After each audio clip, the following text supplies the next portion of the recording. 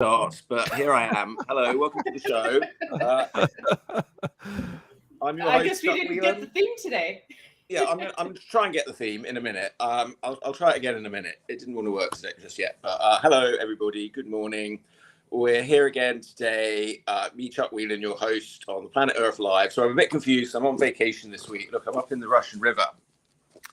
Well, you can't really see much from in here, but I'm surrounded by giant redwoods. I'm here today with my co-host Amber Greenlee and Chris Porro and our special guest Scix Maddix. Am I pronouncing that right? Scix. Scix. All right, Scix. Yeah, I wasn't sure if it was a silent C or a pronouncing C. All right, and all right, I'm going to try and play the theme tune now. We'll be back in a minute. I want to play the theme tune.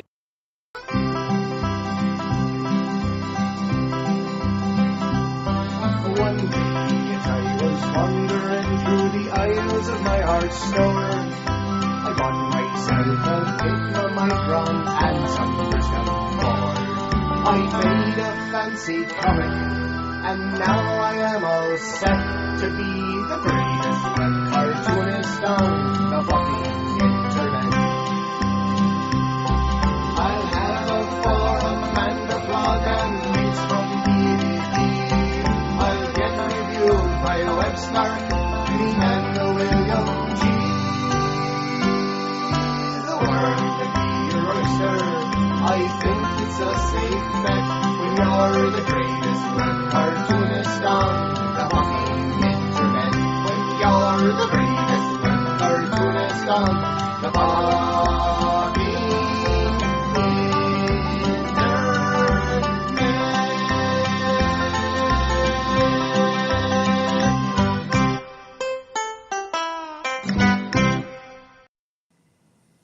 Yay, that works. Hello, and welcome everybody. Yes, all right. Hi, Scix. Hi, thank you so much for joining us this morning. I'm sure that opening brought back some memories with the It visuals. really did. I was a bit nostalgic on some of it. Like, I know who that is. I know what that is. Like, oh.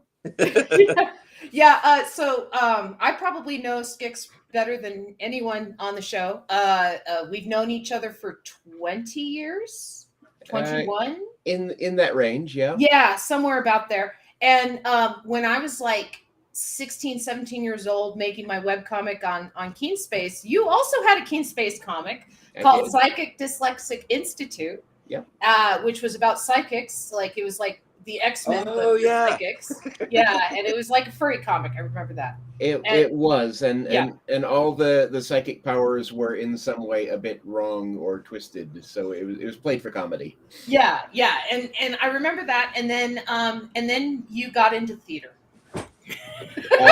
There's kind of a big gap between those, yes. Yeah. Well, see, I don't know what happened in the gap, and that's why you're on the show today, so that we can go like let's talk about comics and art and theater, and you also run a haunted house, I want to say, right? Technically, I don't run it. I'm the actor trainer. Currently on hiatus, but I'll be getting back to that soon. Well, I mean, it's not the season. Well, right. It is seasonal, but I'm taking a couple years off. It's very intense work.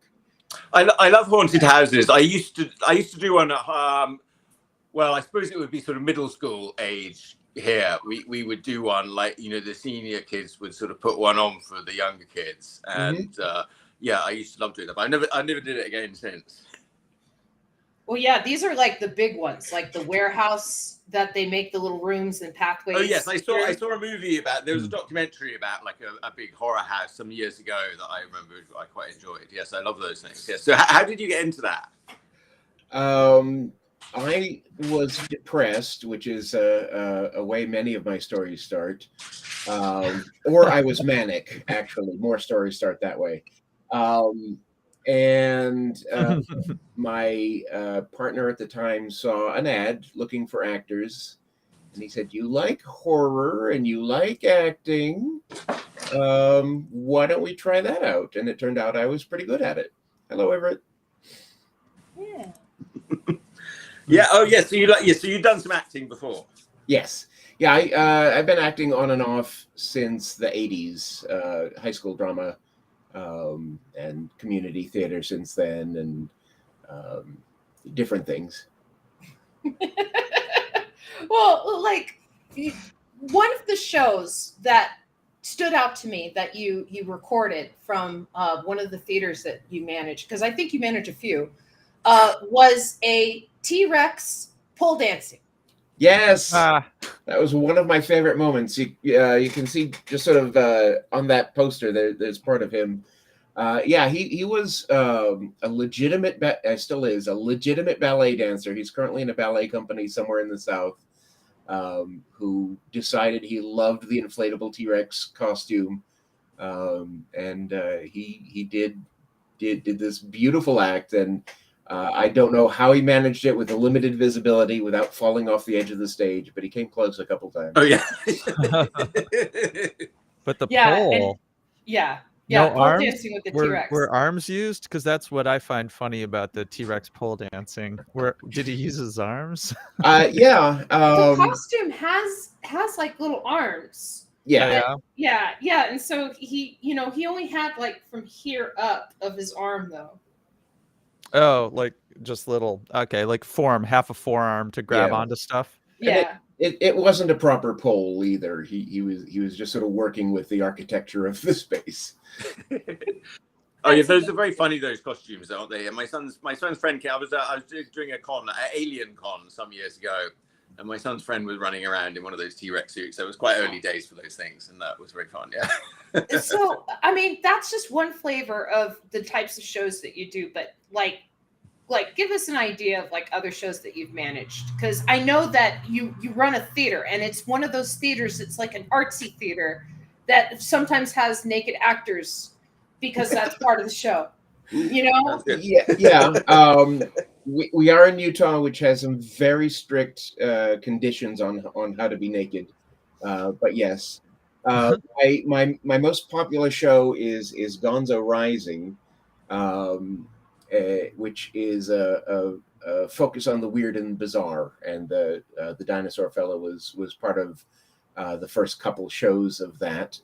I do a show called Silly Slam, which is for kids. I do I work with magicians. I do burlesque, and a lot of these shows I'm producing other people's shows. The burlesque is mostly other people's shows, but like Gonzo and Silly Slam and all the ones that lose money, those are mine. that means they're good. When stuff loses money, I'm like, it was probably good. Yeah. The last show I did was a couple of weeks ago. It's called I Plead the Filth, and it was basically dirty drag queens and stand-up comedy. And that went really well. We'll be keeping that format in the roster. Well, that's what it's all about these days. So it sounds good. Yes.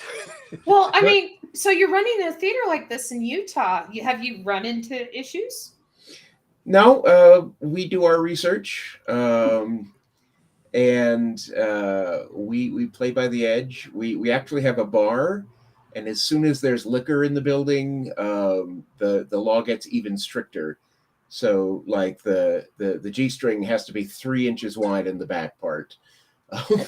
That's all right. Yeah, you start moving into a different territory there. That's right. A bathing suit is what we used to call that. Yeah, the strip clubs in this state are all 18 up, so they have teenagers is most of their audience. It's very weird. Yeah, that is weird. I think. I thought it was like I used to live in Arizona, and I think it was 21. I thought it was. It's more common, yeah. No. Yeah, there's no 21 thing in England. It's always 80. Yeah, they always making a big deal about teenagers. Yeah. Well, I don't know what they used to be. That was when I was young. That was the 70s and 80s. I think they're probably not so bad anymore. But, isn't it legal to drink at like 16 in England? Yes. Well, I think it's 18. Wait. Depends on what you're drinking, right? Well, I think shandy is an exception. But I think it was 18 when I was there. That was 89 or 87. Go into a pub and order a drink, but other than that, I think you have to. I mean, you can probably drink. You can be married at 16 for sure. That's worse. Yeah.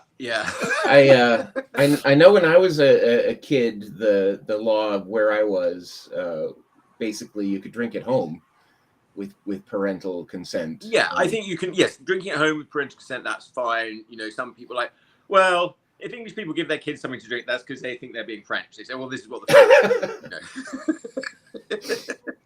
I don't know. The French retire early. They're having revolutions right now to keep that retirement age. You know, like they might be onto something. There's revolution and striking all over right now. I think it's been going on for a while. Amsterdam, England, France, Australia. Yeah, it's not really reported, I think, in the corporate media here, but it should be. No, the corporate media hates unions. Oh yeah. Well, you heard what happened to Starbucks, right? Did they get deunionized? No.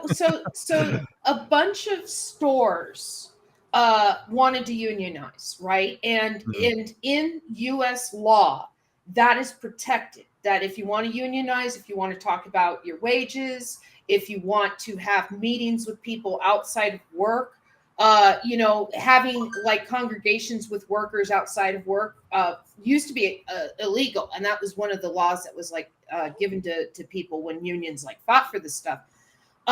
Well, Starbucks was doing all of this. You know, they're having meetings outside of work. They were trying to have votes and everything like that. And almost every single one of the leaders of the union ended up losing their jobs because of this. So they sued, and Starbucks has to pay millions to these people for basically violating their union rights and their employee rights. Yeah, but that costs them less than if the employees unionized. Yeah, exactly. Someone calculated that. Yeah. Whenever a big corporation gets sued, I cry so hard. Yeah. Are we going to talk about the submarine? The summary? Tell us about the the summary. I don't know. I'm submersible? on vacation. I don't know what's happening anymore. This is my news. So there's a billionaire that tried to go see the Titanic. And he's lost on the bottom of the ocean right now. And today he runs out of air, right? And I say he, but really there's like 5 people. Five. I think you said there were 9 people. But there's one of them's I think like a 10-year-old. And they're all fabulously wealthy. Yeah, they're all fabulously wealthy. What gets me is that OceanGate, the company that owns the submersible and does these expeditions. OceanGate. It's called OceanGate. It's called OceanGate. Okay. That should have been clue number 1. They were warned 5 weeks ago about structural issues with the submersible, and they ignored them. Right? Well, they have a billionaire coming on next week. They went down during a storm, and they were warned by the Coast Guard, don't go down during the storm. You might get lost, right? And they went down anyway. And they also, the window was rated for, I think, 1,500 feet, and they're going down 4,000. Yeah. Just they're a bunch dead. of safety issues. And there's a guy that's being interviewed right now all over the news who is he's like an oceanographer. Like the guy really knows what he's talking about. Refused to go on this trip because of the safety issues. And so that's why they're interviewing him, is because they're saying like, well, why did you make this decision? And he's saying, because this was rated this, and they had this, and they had this, and I saw fissures, and I saw cracks, and so I mean, so I feel divided because it's tragic. There's a child aboard. There's a crew. There's people that really have they didn't do anything wrong, right? And then there's the fact that they went down during a storm when they were warned against it, in a vehicle they were warned against taking down, and a guy who, if you look at his adventure log, he's been to space, he's climbed Mount Everest, he's like swam with sharks. Something like this was inevitable in his seeking of adrenaline. I don't know. I'm not so against billionaires themselves. I just think we need to tax the bastards. I don't want them to die. I don't want them to drown horribly at the bottom of the ocean. I just want to tax them. It is the bastards. That's more our fault than the billionaires. It's not really the billionaires' fault. The billionaires are symptomatic of our own idiocy. I don't know. Billionaires are well, I'll tell you what. All right, I'm not that pro billionaire, but I'm just saying tax the bastards. this is a good example of what can be wrong with a billionaire. They've lived their life with no one ever saying no to them. So they got what they wanted, even if all these experts told them that no, they just they can't hear no. Yeah. So you know, it's a sort of sad irony, but you know, it's not down to that one billionaire or whatever. You know, people can be billionaires. I mean, you can't. It's the problem with unions as well. I was having a discussion with a friend. I mean, I'm quite pro-union, but my friend said, "Oh, they're so corruptible." You know, and it's true. You know, they do. The trouble with communism and more utopian systems is that they're very corruptible by the people who want to corrupt it. And the problem with capitalism is that it's sort of playing the corrupting people at their own game with money and making it all about money, and then that somewhat eliminates the corruption because makes us all corrupt. I think we're really corruptible. I think if we look at the upper echelon and the politicians, by any definition of corrupt, I think. Well, it's the 1% of humanity. So psychopathy. You know, I got to pull out my comics degree. I got to pull out my comics degree for a second. So I wrote my dissertation on Superman, right? The reason why Superman's unique isn't because it's the good that someone would do with power. It's the question of what if someone with power were good. And I think that stemmed from the 1940s because you did have steel barons and, you know, like, I mean, you had the beginning of Lockheed Martin and you know, Lear and all these defense contractors and all these people making money off of war. And in the middle of that, you had these two Jewish kids that said, what if there was somebody who didn't want to do all this and just wanted to help people and invented the superhero genre. And he punched Nazis and broke down the KKK. Yeah. Did you cover the KKK thing? Of course I did. Yeah. Oh, I for my dissertation, I read every single Superman comic that was ever written that had Superman on the title up to 2010, February 2nd. Wow. So you've read all of Superman up until then? Yeah, and the thing was I was ripped apart in my argument because I didn't read every single appearance of Superman. And it's like, you know, that would have been another 2 years of research. You know, it's just, yeah. But I didn't read every single appearance of Superman. So. And what about the radio programs? Did you listen to all of them? I touched on radio. I basically focused mostly on the books, but I touched on radio programs that were mimicking what was going on in the books and vice versa. Like, for example, Superman started going up against the KKK on the radio first, but then they took those radio programs and they adapted them to comics probably about 7 to 8 years after. You know, because I mean, why rewrite something if you have something, oh, this was popular, we'll just do this. And so it ended up affecting the comics, but this was after the membership for the KKK had gone down because Superman went, KKK, you're doing wrong. And, you know, the reason why Superman went up against the KKK was because the guy that infiltrated the KKK and stole all their secrets and stuff, that was one of the writers for Superman, realized that Superman was making boys' fathers the villain, right? Because these fathers were members of the KKK. And so when the boys were running around the yard and stuff going, you're going to die, KKK, I'm Superman, you know, and stuff like that, it forced a lot of fathers to look at themselves in the mirror and quit.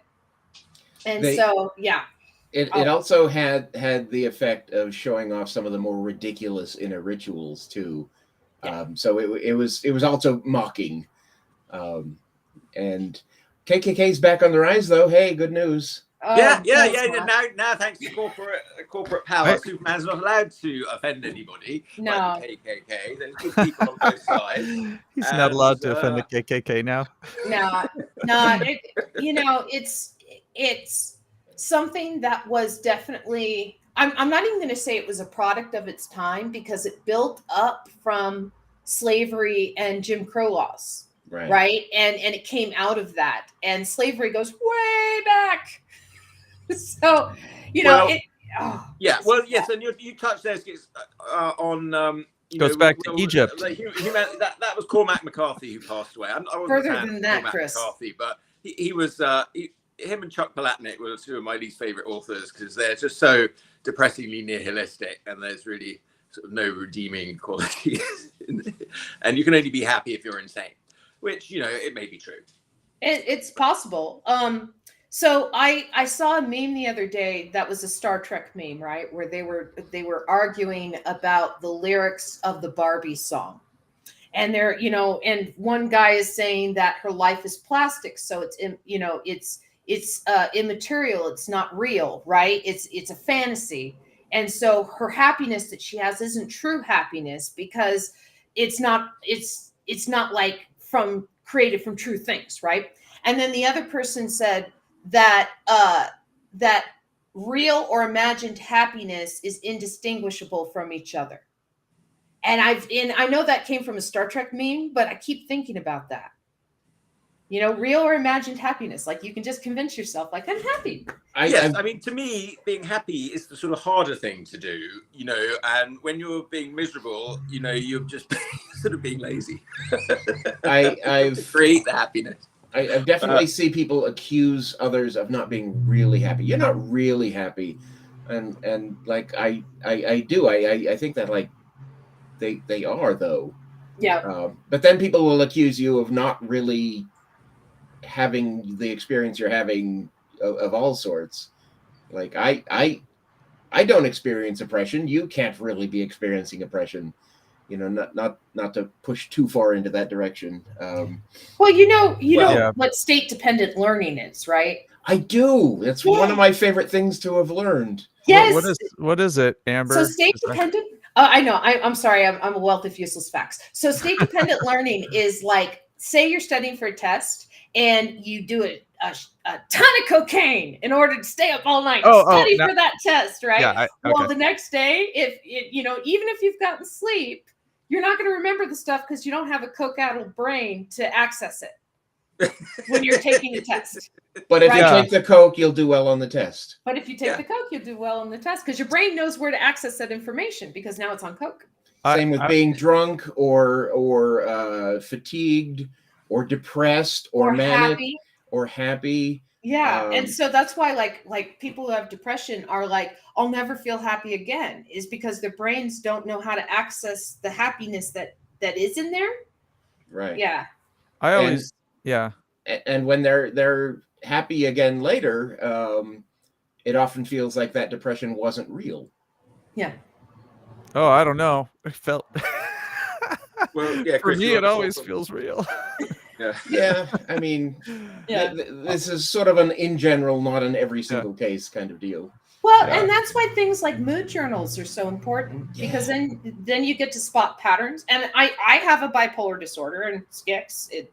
I think it's okay to talk about that. If you don't want to, we don't have to. No. We touch on mental health on this show, and I know I'm on a good cocktail with my meds and therapy and cognitive therapy where I'm like, oh, if I recognize my thinking, I can stop it and stuff like that. Like how's your journey been? Are you in a good place?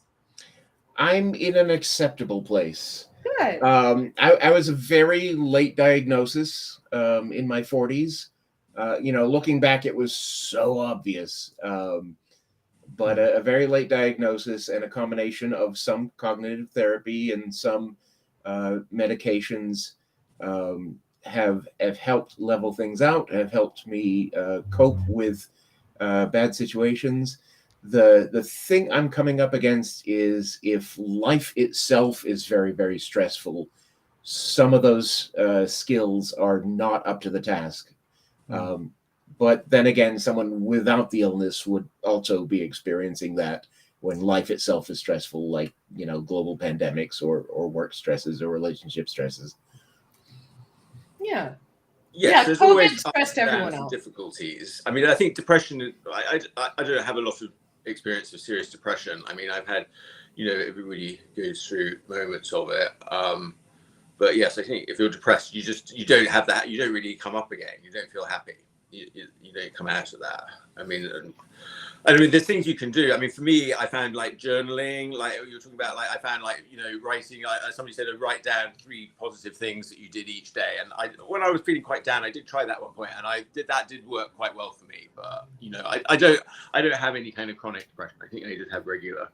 One really valuable thing I got in therapy, and I did dialectic behavioral therapy, is I basically a spreadsheet, and every day what was my mood, and then what, like a number of factors in life.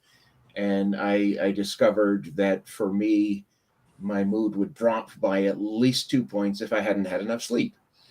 It would be affected by sleep a lot, and then other circumstantial things. So one of the valuable things in that is now I can look for what we call a vulnerability. If I'm having a bad day, being depressed or irritable, I can look at, is there something in my life that's kind of triggering that or making me more vulnerable to that, and then I can work on the root vulnerability, because often in the midst of it you really can't do much about it, but if I can focus on, I really need to focus on sleep. That was a big one for me. That's why, like, the cognitive therapy helps me, because you're talking about these moments of vulnerability, right? And so I kind of do this assessment where it's like, how do I feel? How's my body feel? How's like my lookout on this? How's my lookout on that? And I kind of go through this checklist for myself, and I can spot when I'm in a bad mood before I realize it's affecting me. Does that make sense? Like I can see him coming. It's like preemptive. Yeah. How old were you when you got your diagnosis? I first got a diagnosis of bipolar 2 when I was 25, but that was a misdiagnosis, and it was really bipolar 1. And I got that diagnosis out here in Colorado. So it was probably, 2013, 2014 that I got the re-diagnosis, and then they completely changed my meds because they're completely different. Different treatment. Yeah. Do you find, looking back on your life before the diagnosis, that there are really obvious signs? Yeah. No, I was a monster in college. I do not blame anyone who did not like the person I was in college, because I did not like myself. I recall you being fairly manic whenever I interacted with you. That probably. Well, I mean Comic-Con. So Exactly. Scix was one of the founders of Haven House that we went to, that for parties at San Diego Comic-Con. So Haven House, for the uninitiated 4 people in our audience, it was basically a house of a bunch of roommates that were just like, love exists here, nothing exists here, and no hate or anything like that. And I remember I don't remember the name of the neighborhood, but I remember it was a prominently gay neighborhood in San Diego. It was. It was like one of my first exposures at like 16 to like, people can just be themselves, and they don't have to hide that, and they can just and others will accept them. Yeah, that was sort of different in those days. I mean, you had like the sort of Castro districts in San Francisco or whatever, but those were sort of rare islands where, and you just didn't see that. Yeah, but so the world, but they led the world, and the world sort of followed along. Hillcrest, that was the neighborhood. Hillcrest, yeah. I just remember they had a banner with rainbows on it going across the center square area. And Haven House was very much an intentional community. We were 11 people at our most, almost all artists of some sort or another, and a couple of the founders had a lot of experience in various kinds of therapy and that sort of thing. We were super intentional. We would have meetings regularly that were useful meetings. Mhm. And even little things like whose turn is it to do the dishes Mhm. were all things that we would choose for ourselves and take ownership of. Mhm. And our drama was so minimal. It also turns out that almost all of us had mental illness, and most of us were neurodivergent in some fashion. And even the ones who didn't know they were queer yet turned out to be queer. The ones I've been following down the line. So we had a lot more in common. I remember Irie from Queen of Wands lived there too. Yes. Yep. Yeah. Do you remember Queen of Wands, the webcomic? Queen of Wands? Yeah. That's Did you ever? I don't remember that one. She works for Blizzard now. What? What'd she do? I character design, I believe. Good for her. Yeah. Oh, that's awesome. Yeah, Irie. What I remember from Irie was her stuffing envelopes for some political campaign that she had gotten the job off of Craigslist, and sitting there and stuffing envelopes, and then talking about how people would send stuff back to her, when they would fill out like the surveys and stuff. And this one woman would send her like trimmings from her garden. And so she would have like herbs and thyme and basil and stuff pouring out of this envelope every time she opened it from this woman. I believe that was intended as a gift rather than trying to mail you garbage. No, it was meant as a gift. Yeah. And she gets stickers and things like that. Yeah. It was kind of cool. But yeah, Irie, Queen of Wands was definitely more popular than your webcomics or my webcomics. Or mine. The thing Queen of Wands had that set it apart was a huge and dedicated community. At the time, some webcomics could do that. We never really succeeded on ours. I think my first web forum was on a webcomic, and that's where I met Irie. Do you remember? I met a lot of people in the Sluggy freelance forums on sluggy.net. Sluggy freelance. I think we connected on Thin H Line. Do you remember that? The hentai comic? No. I never read that comic. Again, when we met, I was like 16, 17. Right. Like hentai was like la la la, way away from my mind. I didn't start drawing porn comics until I was like 23 or 24. And then you never went back. Well, no, I went back. I never put my real name on them. I just did it to pay the bills. Girl needs to eat. Yeah. Oh, I didn't know you did that. I'd like to look at those someday, but yeah. We've talked about it, about the naughty comics that I used to draw, and how I put myself through college. You showed one. I mean, I think we saw some of them on the show. I could send Wasn't you there like links some Playboy stuff? Is that? I did Playboy stuff. Yeah. We saw that. You were always you were more successful financially than most of us. You're funny. No, I'm not. Well, you had a side hustle that was doing something, I had a side hustle, but the side hustle never let me focus on the comics. And I never finished No Stereotypes either, and that's something I need to do. I tell myself I need to do it, and I start a new comic, and I don't finish the old one. But we never finished PDI. It just kind of lapsed in the middle of something. Yeah, I have a story. That's the nature of webcomics. They don't, people don't really know what they're doing when they start them. They sort of find out what they're doing as they go along. Sometimes they change quite drastically in the middle. I mean, there's certainly examples of webcomics that just completely do a U-turn or left turn, or right turn. Well, we were talking about real life comics with Maydeen, and we have it in our opening, but with cat faces of the famous webcomic of the miscarriage comic, and that became a meme for a long time because it shifted the tone so drastically in that comic. Mm-hmm. It was one comic that shifted the tone, and then it was a serious comic for a while. And now it's a very distinct meme. And I think most of the people using it have no idea what it's from even. No. Mm-hmm. Yeah, they have no idea. There's that, and then trying to think of like other stuff like XKCD. I think was accepted at large, right? It was popular, like Garfield was popular, but among smart people. Yes. Do you remember? I can't remember his comic, Tatsuya Ishida.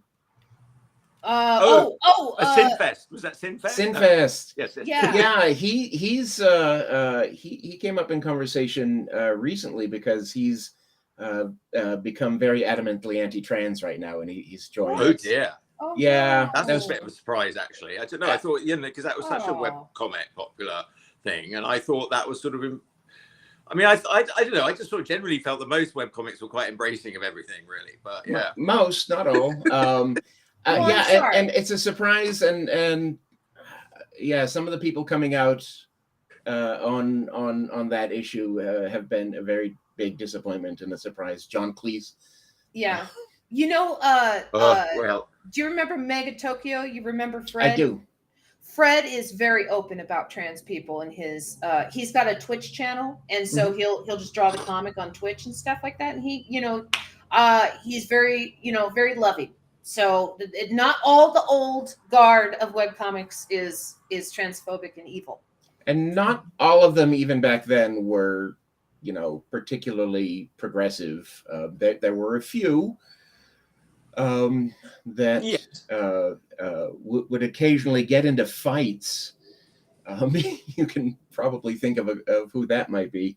Would just get into these raging online fights about stuff, and usually it was honestly being an asshole. Are we swearing here? Who are you? we tried. Well, Chuck always says we're a family program, but then that lasts for like 10 minutes. We're a family show if your family's all over 18. Scott Kurtz is one of the ones I was thinking of, and I know he mellowed after a while, but in early days he was viciously angry at so many things. Yeah, and there would be these massive flame wars that would sort of rage around like a wildfire, would go sort of burning through the communities. Yeah, now he has like severe issues with his he doesn't feel good enough in his art. He's like really beating himself up art wise, and he has some commercial jobs right now. Talking about Scott Kurtz, right. That online and stuff, he's been talking about like, am I a hack? Like, why am I really doing this? It's like, dude, you wouldn't have gotten the job if they didn't think you could do it. And he had one of the most successful comics. It's very common, the imposter syndrome. I think a lot imposter of syndrome. That's what I was thinking of. Yeah. Sure. Imposter syndrome. At some point, then you get too busy that you don't have time to think about that. Then you don't have it. But yeah, we all have it. And phoning in that I read something recently about Frank Herbert, who wrote Dune, and he said when he went back, he couldn't tell which bits had come out really easily and which bits he'd really sweated over and didn't know what he was doing. But when he read it back, it all was fine. But and I think that's somewhat it. I mean, you can't help feeling these feelings that like, oh, I don't know what I'm doing. How do I know? But then you have to sort of remember that everybody else basically feels the same way. It's like that scene where Tina and I watched Mean Girls the other day, and it's like that scene, like who else has been doing this and who else has been feeling this? Yeah, everybody. So do you really feel like you have imposter syndrome, or are you maybe not good enough to actually have imposter syndrome? I don't feel I'm good enough to have imposter syndrome, but I'm even worse. That's a worse feeling. I've reached a very serene, like third eye opening revelation in my life. Fuck it. Yes. Yeah. That's very important. And there's so much power in fuck it. There's I don't think I'm good enough to do this comic. Fuck it, I'm going to do it anyway. Right? These people are ripping at me for what that guy called me, a menopause bitch, the heckler we had the other day. And so it's like, fuck it. Why even listen to that guy? Right? There's so much power in fuck it. And since I've embraced fuck it, I'm so much happier. Zero fucks. No. Yeah. I'm not saying zero fucks, because you have to fuck it with something. That's taking it too far, Bruce. Yeah. There's at least one fuck going on. I'm sorry, I have trouble with moderation. Yeah. Everything in moderation. One thing I Ooh. think that's come out of Hello. the pandemic among artists is a lot more of them saying "fuck it." You know, I started doing shows with. I mean, I started before the pandemic, but I started really kind of facing. I self-published my novel because fuck it. I'm not going to shop this around. Yeah, I got. We lost Chuck. 3 of them Oh, now. there he is. Graham, hi, sorry. We lost you for a second. I went out from over there, I think. Okay. The banana slug did it. Yeah, the banana slugs ate my Wi-Fi. So you were producing shows because of Fuck It, and then I imagine that starting the comic way back in the 90s was a Fuck It kind of thing. Well, mostly it was because I was desperately in love with the artist and wanted to do anything he said. Yeah. Yeah, he was good people. That's a good way to accomplish things. I wish I could incorporate that more. Yeah, I wrote and he did the art. He just wanted to develop his art and he thought that was a good way. We were fans of Sluggy Freelance and a couple of the other early ones, and for him it was definitely a fuck it. Like, yeah, my art isn't very good, but it will get better if I keep doing it. Mm-hmm. Yeah, and we had a good idea for a concept. Yeah, and so for as long as it lasted, there was some of that, but it became a bit of a burden towards the end. Yes, it is. I mean, yes, and you start doing other things, and it's like, well, this thing, you didn't know what you were doing. I mean, I'm speaking my own experience with Pupil, but yeah, I had no idea what I was doing when I started. But I said, yes, I've got to just do it. I've got to sort of do it. I did some zines first, really before the web, and I'd done sort of 4 or 5 zines actually by the time I started making it as a web comic. And you sort of learn as you go. But yeah, certainly by the end, I felt like, oh, I know what I'm doing now, but I didn't really know what I'm doing at the beginning. I always sort of feeling it. Now I feel less embarrassed about the early stuff because now I've sort of done a lot more and sort of feel more confident. I can see, oh, I wasn't really that far off. I can see I was quite close. It's like you're just on the other side of the curtain. You can't and you sort of know at the time. You're like, oh, if only I could just sort of get to the other side. You keep working away, and then you do get to the other side. You're like, okay, well, it's not that. I feel that way about my writing. I go back to some of the earlier stuff I wrote, and I see the flaws. You do Noma, don't you? What? The November novel writing. NaNoWriMo. NaNoWriMo. Yeah, I'm sorry. I had that name completely wrong. I've done it before, but one of the things that became very freeing for me is just sort of recognizing if I look back and see flaws and know I would do it different now, that means I'm making progress. Yeah. And it doesn't mean that was terrible either. The one thing in my life, like the only thing in my life that I'm pretty confident of is that I'm a good writer. And I have to work hard to believe that because there's I definitely grew up with you've got to be humble, you've got to have humility. You can't say something nice about yourself without saying something bad about yourself to follow it right up. Were you Catholic growing up? I was not. Okay. But I grew up in a small town in Maine, and there was kind of there's some puritanical remnants up there. Yes, the Puritans. Yes, I mean, yes. It's beautiful in Maine, though. Yeah. I mean, you got fireflies during the summer. I miss it terribly. Yeah, I spent a summer and a winter break in Maine, but for my internship, it was over the summer and stuff. And I remember it was beautiful. I loved the stars at night and everything like that. But the people were like, "You can't get there from here," We like to mess with people from away. Yeah, I mean, that's now that my accent is faded, they're gonna see me as someone from away again when I go back. Mm-hmm. I like Maine too. My in-laws have a place in Wells, which is outside of Algonquin, and so I've gone there for years. And during the summer, I went there for the winter once or twice, but it was kind of like one of those towns you imagine Stephen King writing in. where like there's 3 cars and it's a summer vacation place. Yeah. So it's just kind of deserted. But in a global warming scenario, it's going to be lovely in Maine. The thing global warming is doing for Maine is it is increasing the range of wood ticks. And also the lobster parties, a lot more lobster parties. The wood ticks, yes. So that would be good for getting people some Lyme's disease, I guess, or something. Lyme disease is on the rise.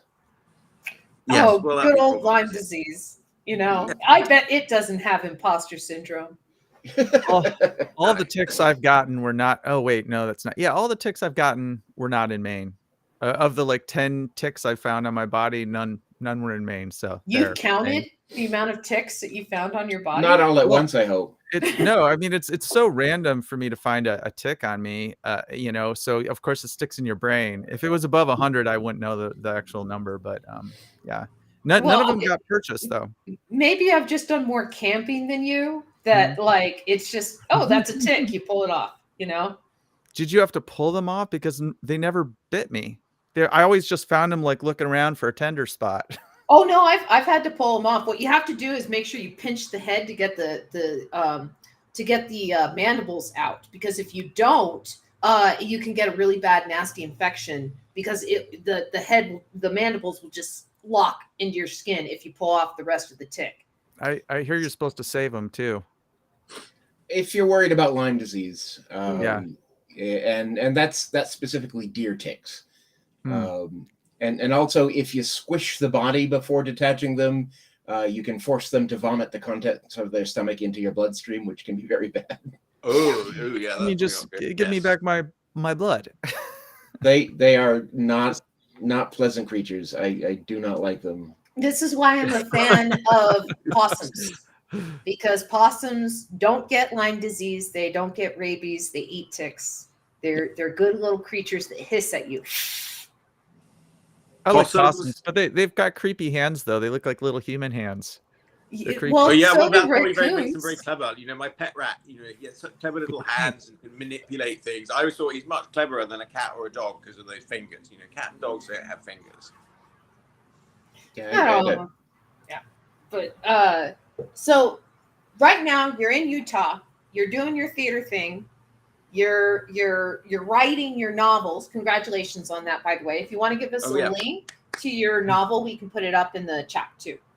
Oh, yeah, I can do that. And then that way people can read your stuff. What's your novel about?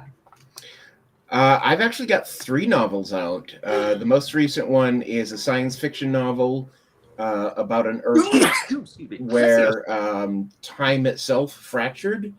So as you travel from place to place, each place is in a different era or epoch. And so you can go from modern day to futuristic to ancient. And that's fun. I've written a murder mystery. I've written an experimental novel. Let me find a link. I should be able to do that for you. Did the butler do it in your murder mystery? No. It's I guess I don't want to give spoilers just in case someone wants to read it. Who's the detective? Do you have a detective or your character who's solving the mystery?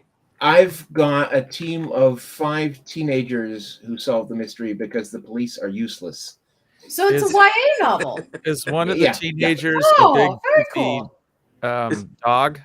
Yeah, no dogs. This is not a Great Dane. It's not a Great Dane. There is a moose, and it's a very diverse cast. One of the teenagers is autistic. One of them is trans, and has ADHD. And I base this group of friends on my friends. So I wanted to have a diverse cast, but not forced. And in my experience, you don't get a group of friends with just one person with one diversity point, so we've got overlapping things. I don't actually know how to put something in the chat. You could put it in the private chat and we could probably cut and paste it from there. Okay. Can you put it in the private chat? Yeah, there. Yeah, okay. Chuck, get on that. Well, I'm on my iPad. I'm not reading anything. I'm like, it's like I don't have fingers today. I'm more of a cat and a dog than a rat today. Yeah. A rat or a possum. That's super impressive that you finished three novels. I mean, I've thought about writing stuff before, and I'm just impressed with people that finish creative endeavors, because usually there's no truckload of money at the end of it. There's no fame and fortune at the end of it.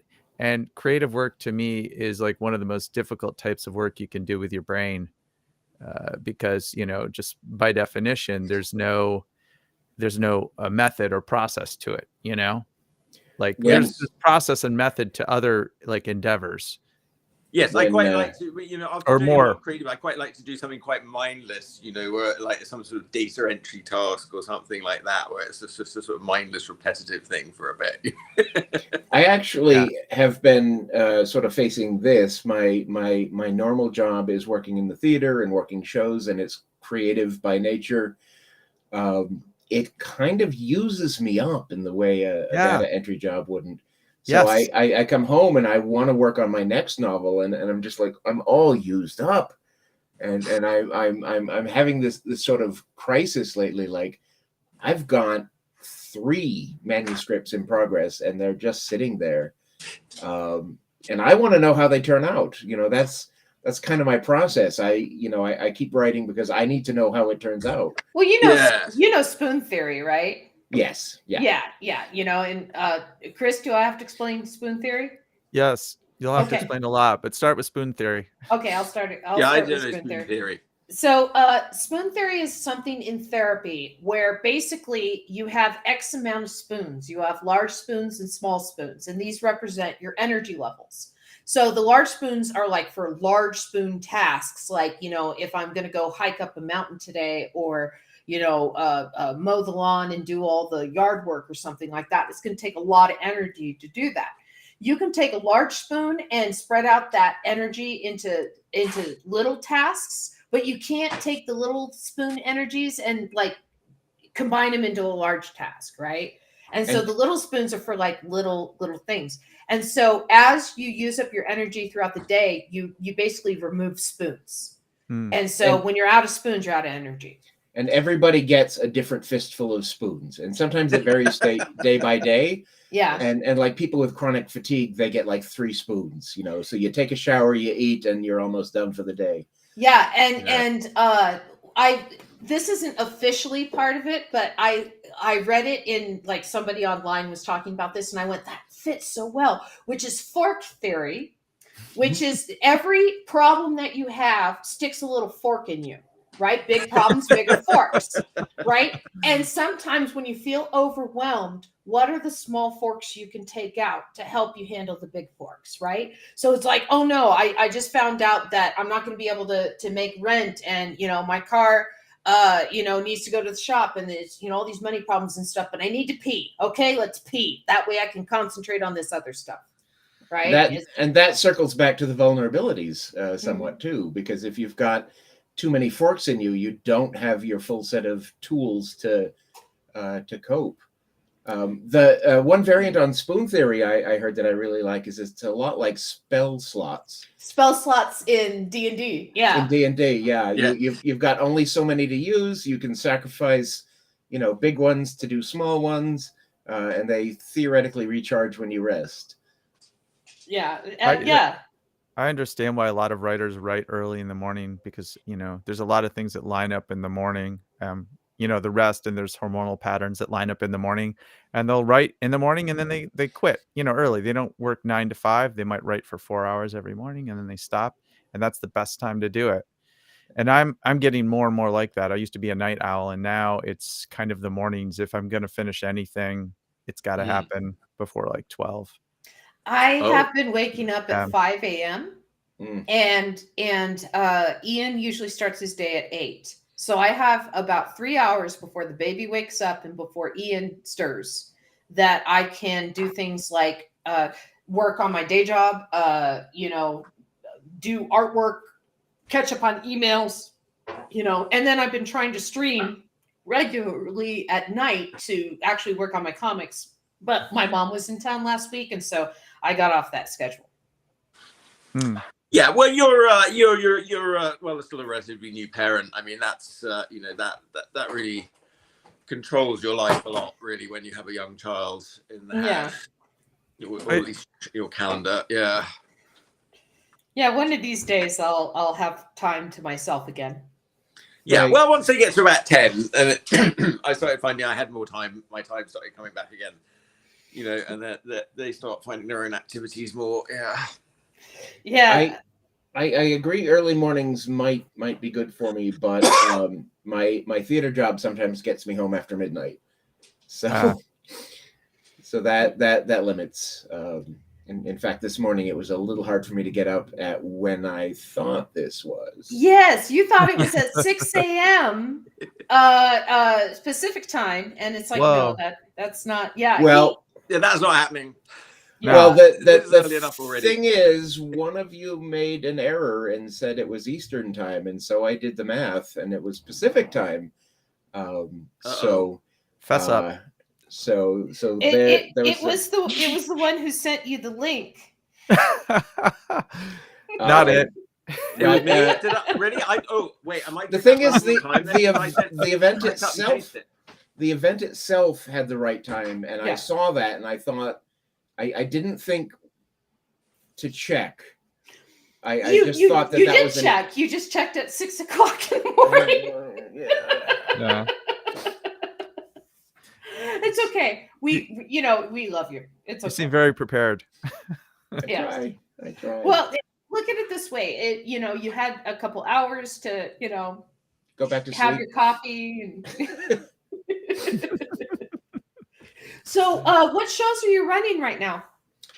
The big one I'm working on right now is actually a lecture series for performing artists. So at the end of July, we have a big play festival here, our local Fringe Fest. And during those 2 weeks, we're going to have lectures and workshops on how to turn your art into a business, marketing, various performing arts skills, various ways of sort of making living that you may not have thought of. I recommend, there's a book, How to Start and Run a Business. It has a big red and black cover on it. That book is a workshop for taking whatever you want to do and monetizing it. And it tells you, like, these are the steps. And so my books made me $12 this month, so that's monetized. Yay! I mean, that's way more than my music's made me, so congratulations. I made $3 from my coloring book this month, so you're beating me. Damn, yeah. I'm in last place, and I think Chuck's probably in first place. But not by much. Yeah. Why are you like $30? Did you make $30 this probably. month? I don't know if I'm lucky. I don't know. I'm not even. Yeah, I mean, we're so successful. Probably as the less artists. I look at it, the happier I'll be. Do you guys? Well, certainly for my own work, never like more commissions. That's what pays the money. Drawing what other people want you to draw. Well, so let's talk creativity for a second. So you make your money off of commissions. Like, is that the majority of the pie, or do you make it off of book sales, or like how do you split up your pie? Because I know how my pie is split up, and it sucks. So, are you asking me? Yeah, I'm asking you. Yeah. Okay. No one asked me for commissions. Yeah, I mean, I have an agent in the UK that sends me work.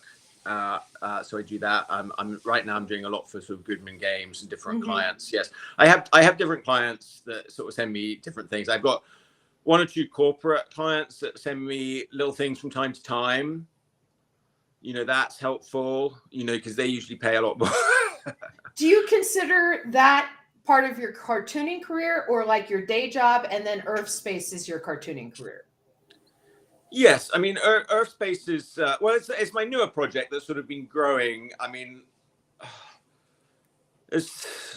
it's about me being like my artist career. I mean, I don't know. I didn't really classify myself as an artist. I sort of refused to classify myself as an artist for a long time.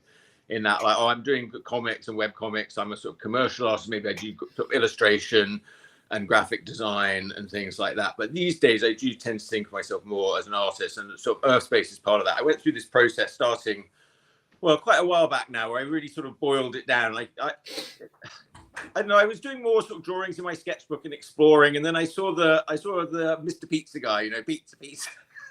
Oh, Little Caesar. That guy. You know, who's like the little Pink Panther guy, you know, and I thought, oh, how would I do a little character like that? And then I sort of boiled it down, and I was sort of doing my little Earthling characters.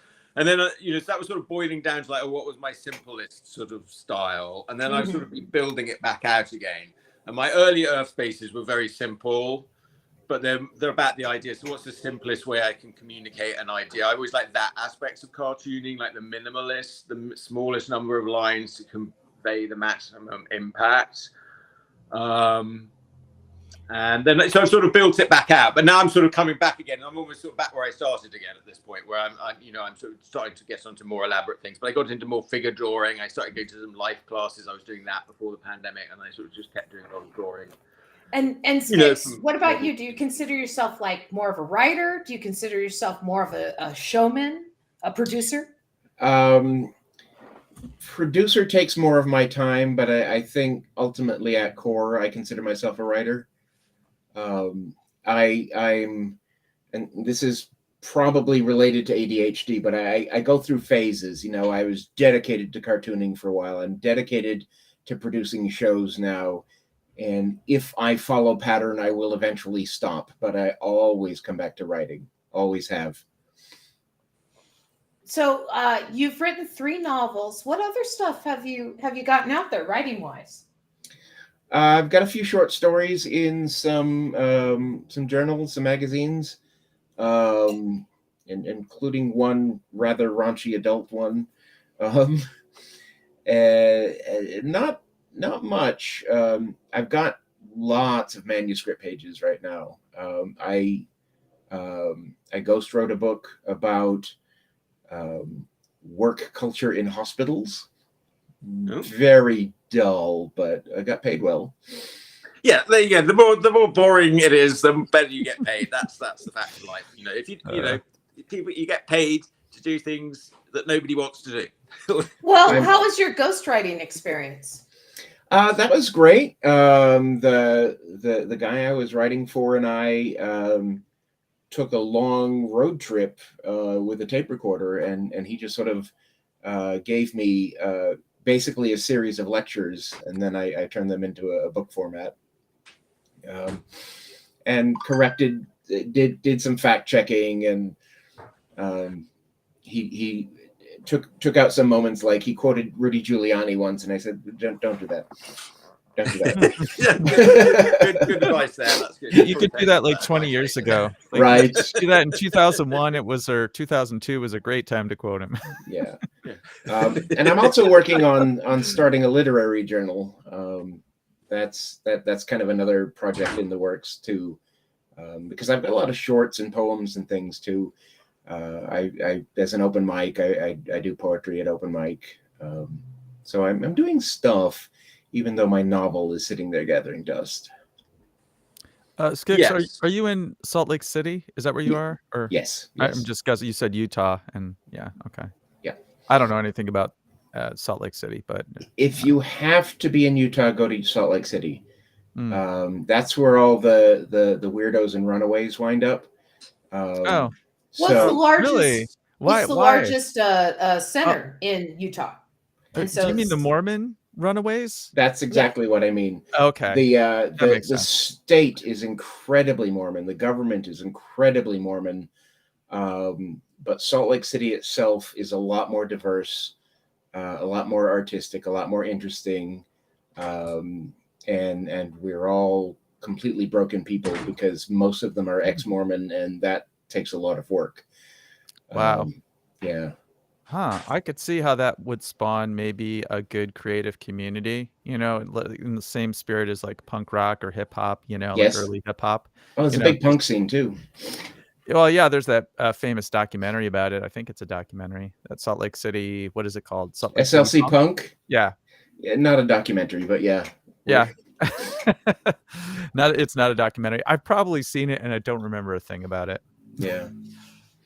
Yeah. So what prompted your decision to move there then versus like more metropolitan areas? Well, it's it's a story with layers, but at its heart, it was the same reason I went into webcomicking. I fell in love with someone from here, and well, you are an artist. You're being driven around by your heart all over yeah. the place. So when small town Maine became difficult to live in for a variety of reasons, he offered to put me up for a while. Then turned out to be an abusive prick once I actually lived with him. So that didn't last long, but by the time I figured that out and escaped, I had made some friends and some connections and rooted yourself a little bit. Rooted myself a little bit. Our soil here is not very fertile, so they're not very solid roots, but they're roots. Oh, yeah. So you're like a dandelion. Well, I know some lovely Mormons. We had a couple in my D&D group. They were from there, but they headed back there in the end. I don't know. But, the Mormons I know from outside Utah make fun of Mormons from Utah. What? Why is that? Because the Mormons who are out in the world recognize that they are unusual, recognize that there are other ways of existing that are okay. The Mormons who are here think that anything that's not Mormon has to be squelched, while at the same time think they are victims whenever anything challenges them. Which, I mean, you can probably see that pattern in other groups in the United States. Yep. But they literally run the government. yes. That's so interesting that you could have a state, and I don't really hear that much about Utah at all. I mean, Big Love is probably my biggest exposure to Utah, and I don't know if any of it's true, but it's so weird that you could have. I mean, it's another branch of, I guess, Christianity, you could argue. So maybe it's okay, but it's just weird to have a state with one state where you've got this really strong Mormon influence, but just one.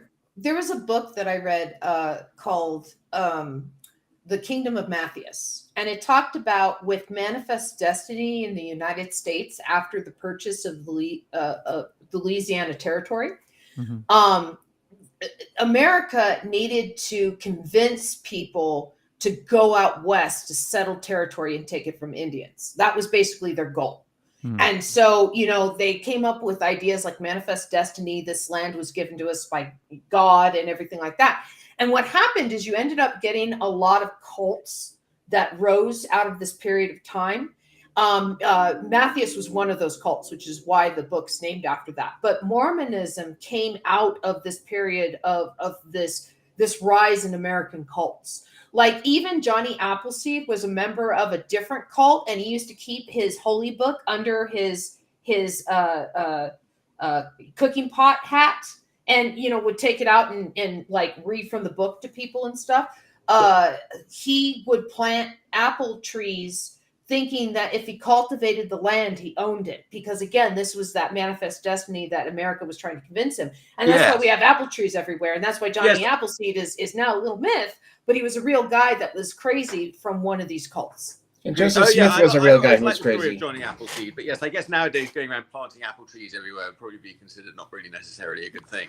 So by parallel, Joseph Smith, who founded Mormons, also thought by fertilizing things he owned them, but women. Yeah. Like all religions, you have to swallow a big sort of gulp of nonsense. I sort of realized that my friend was having this nice christening of his kid in Oxford. And I sort of went back to England for this, and I'd lived here for a while at that point, and I was like, I got very excited by the old church and all these things and the gargoyles and all that. It was all very nice. We were sitting around, they had a big massive font and everyone was sitting around, and this was Church of England, all that, so usually fairly laid back. But then the priest got up, he was a young priest, and he started giving us this long sermon about how you had to believe in the literal truth of the virgin birth. And I was like, And were you like this? I believe, wink, wink, nudge, nudge. Like, well, he was probably very serious everybody about else it, and I was thinking, well, yeah, I was just sort of getting in the mood with thinking, oh, this is all very nice. I'm sort of understanding church. Here's everyone. We're all at community. We're all at the font. That's very nice. But now I have, in order to participate in this, I have to sort of believe this absolute load of guff about the virgin birth, which I understand that as like, you know, an extension of the ISIS myth and all this sort of stuff. Great, fine. You know, Joseph Campbell, I love it. But, you know, as Joseph Campbell says, once you start taking it literally, you got it wrong. Yeah. I was under the impression Church of England was a bit less literal than that. I thought yes, so too. generally it is. That's what it sort of struck me. It's like, oh, here they are. You know, even here in Church of England, I have to sort of swallow this big sort of pill of nonsense, and that's just don't even question it. I mean, let's just look at the situation. Let's just look at the situation for a second. Mary was like 13, 14 when she had Jesus, and Joseph was in his 30s. And she was a virgin, and yet Joseph had been married to her for over a year at that point.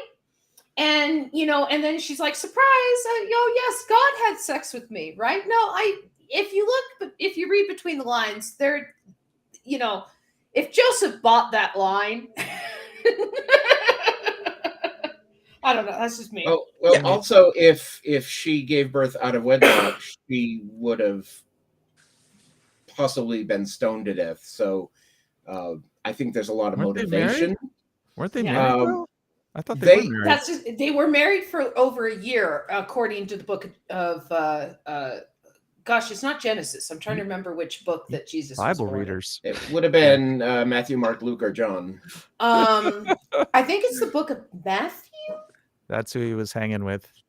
But there are differences between the four books too, which is no, John. It's the book of John, because John the Baptist, because he baptized Jesus, and he's the one who had all the stories about young Jesus. No, wait, the book of John isn't John the Baptist. No, it's a different John. Not? Oh, it's a different John. Yeah, John the Baptist had his head chopped off. John the disciple was the youngest disciple and the prettiest. Oh.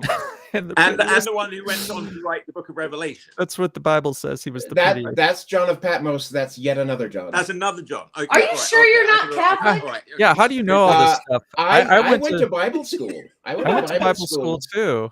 I don't remember it. An evangelical in a branch of the church that really focused on the end times.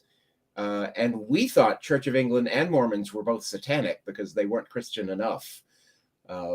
But I noticed that the evangelicals aligned with Mormons as soon as they had a presidential candidate.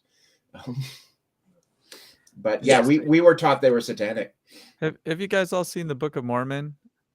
I've seen parts of it. You know, I've never seen it yet. I would love to see it. I really underestimated that, and I thought it was going to be a watered down version of like South Park because it was on Broadway. It's like some of the best work I've ever seen by those guys, and it's so relevant and so funny. It won several Tonys. Yeah, so I mean, it's not like, you know, Broadway ignored them doing that. Yeah, I mean, I never know what to think about how like the corporate media is going to react to this stuff. So I don't know how it did in terms of like critical like praise, but yeah, I saw it on Broadway about the time it came out, and it was great. It really exceeded my expectations. I'd recommend it. Have you ever seen their first movie, Orgasmo?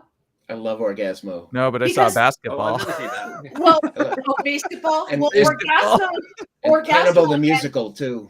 Yeah, Orgasmo and Book of Mormon have a lot of parallels with each other. Isn't there something like the Mad Rabbi one as well that they did? I haven't seen that one either. That's also like a musical. I thought there was one that they had done, like another early one. Cannibal the musical is the only musical I'm aware of. Yeah, and they did that as their college project. So that was their college, like, ta-da, you know, final project, and you know, hey, hire me. I'm going to research this.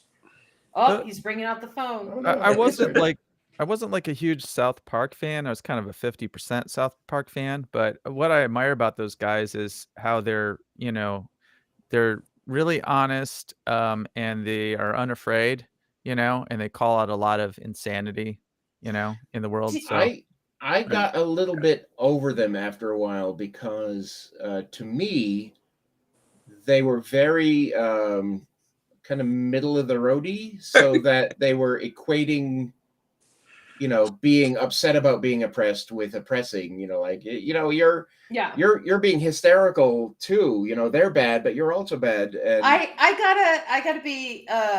gotta be honest here that this is South Park country because I'm in Colorado. So, And they just bought Casa Bonita, and it's going to be opening, I believe, next month.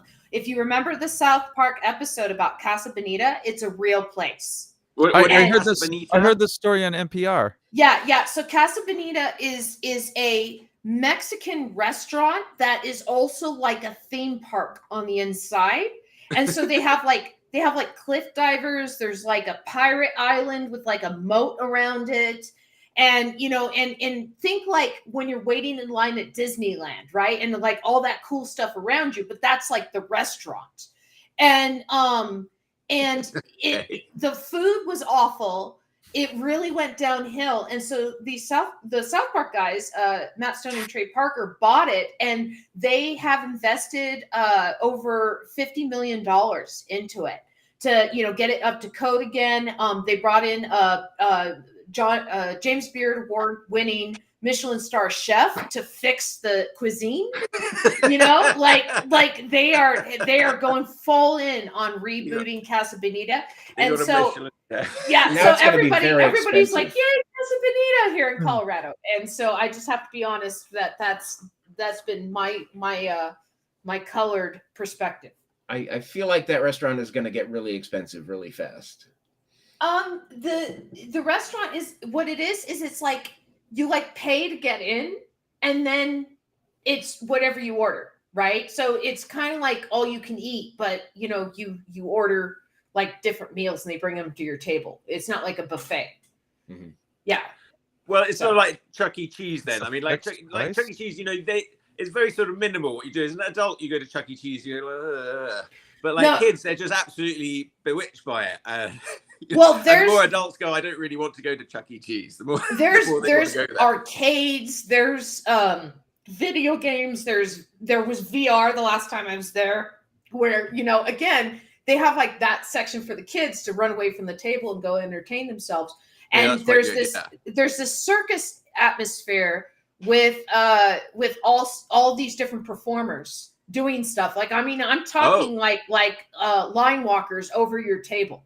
Okay, yeah, proper acts. Yeah, unlike Chuck E. Cheese where it's like terrible animals. Do they wear hairnets? If you've ever been to Circus and you've been in the dining room at Circus and you see like the high wire acts over the table, it's very similar to that. That doesn't sound sanitary to me. No. Well, there's Teatro Zinzani that they have in San Francisco. I don't know if that's still going, but that was pretty marvelous, where they would have all these sort of circus acts going on all over the place. I do love a good show at dinner. Where was that, Chuck? Teatro Zinzani, that they were running it up by the pier, and it sort of became a semi-permanent fixture. It's probably gone now, but and it was like, you went in, it was on one of the piers, but it felt like you were in a big top when you were in it. And you're all sort of sitting around like theatre around. And, then they were doing all basically circus acts and around and cabaret like around you. Yeah, it was very fun. We went a couple of times, and all those things are lovely. And then what was the other one? The other restaurant they used to have up the waterfront where it was like a jungle theme. That also sounds similar. Oh, was that the one where... It was Are you talking about the Rainforest Cafe? Rainforest Cafe, yeah. Yeah, that's a chain. That's a chain, yeah. Yeah, that's like another. Can I just say how much I thought that place sucked? The ones that I went to, they were all fake plants. Yeah, which are like, that's actually like probably killing the rainforest. Yeah, true. All this fake plants, and the food's mediocre. Then they had some mist that came down on a timer. Like every 10 minutes, some mister went off. Yeah. And I recall the food being very mediocre too. Yeah, the food was very mediocre. All very mediocre. Mediocre. They should have called it Rainforest Deforestation Cafe.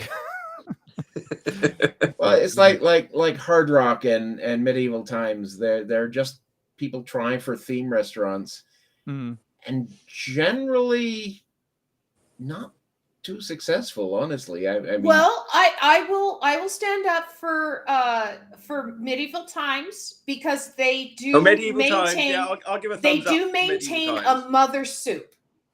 And so do you yeah, so if you ever have the soup at medieval times, it's amazing because basically that broth's been going for like 5 years or whatever they last clean the pot. Because they what a mother soup is they keep it heated all the time. They keep adding food to it and water to it, and they just let the flavors mesh. And when it gets low, they add more food and more water to it. So the soup never quite ends.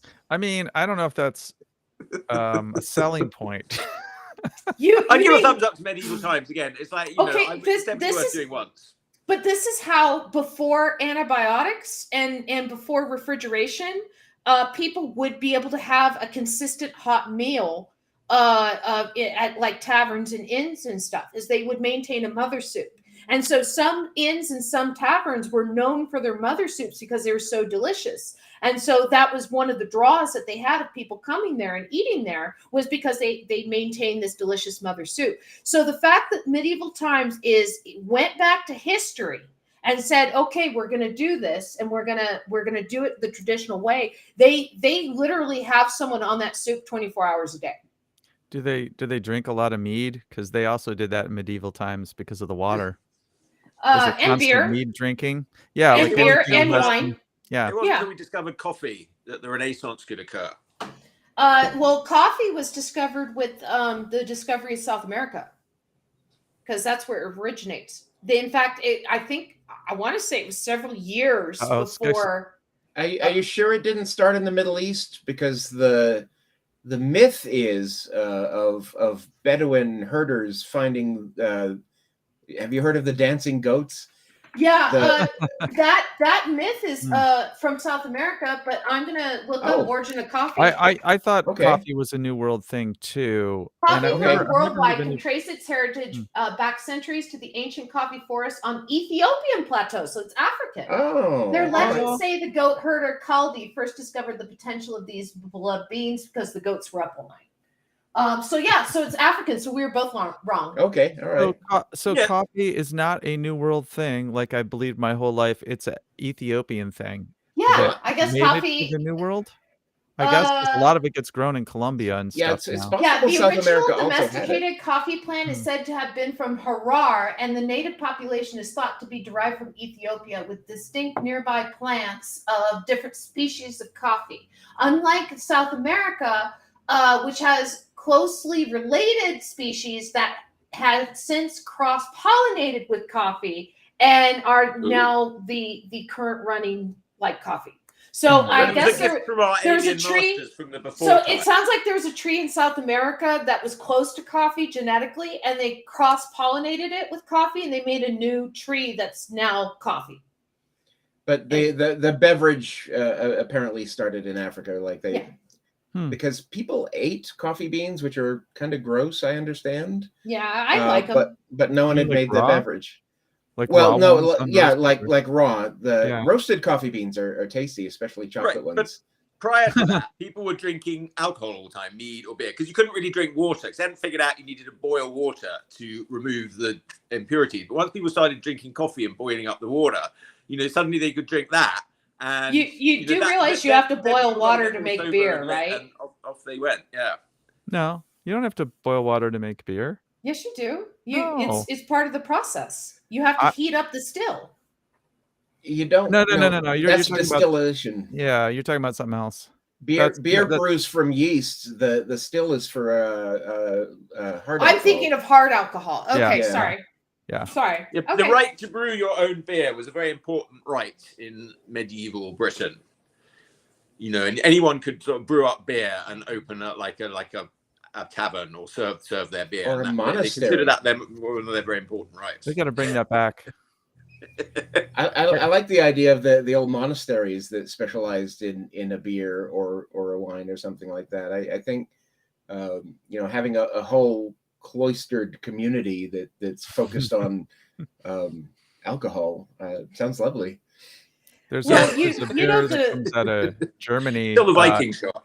And on the front of it, it's got a monk, a monk drinking the beer.